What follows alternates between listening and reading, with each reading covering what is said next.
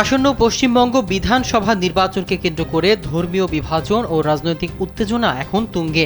গত বুধবার জলপাইগুড়ি ও মালদহের জনসভায় কেন্দ্রীয় স্বরাষ্ট্রমন্ত্রী অমিত শাহ তৃণমূলের কংগ্রেসের তীব্র সমালোচনা করে স্পষ্ট জানিয়ে দিয়েছেন, আমরা বাংলায় কাউকে বাবরি মসজিদ বানাতে দেব না।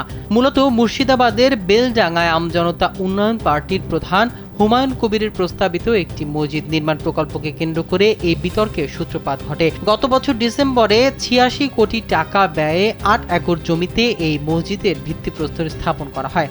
শাহর অভিযোগ, তৃণমূল থেকে বহিষ্কৃত হলেও হুমায়ুন কবির আসলে মুখ্যমন্ত্রী মমতা বন্দ্যোপাধ্যায় ও অভিষেক বন্দ্যোপাধ্যায়ের ইশারাতেই এই কাজ করেছেন।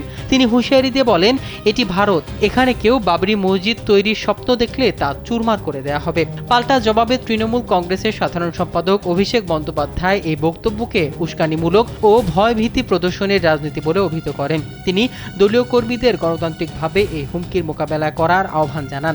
রাজনৈতিক বিশ্লেষকদের মতে ২৩ ও ২৯ এপ্রিলের ভোট গ্রহণের ঠিক আগে এই ধর্মীয় সংবেদনশীল ইস্যুটিকে বিজেপি ও তৃণমূল উভয় পক্ষই ভোটারদের প্রভাবিত করার হাতিয়ার হিসেবে ব্যবহার করেছে।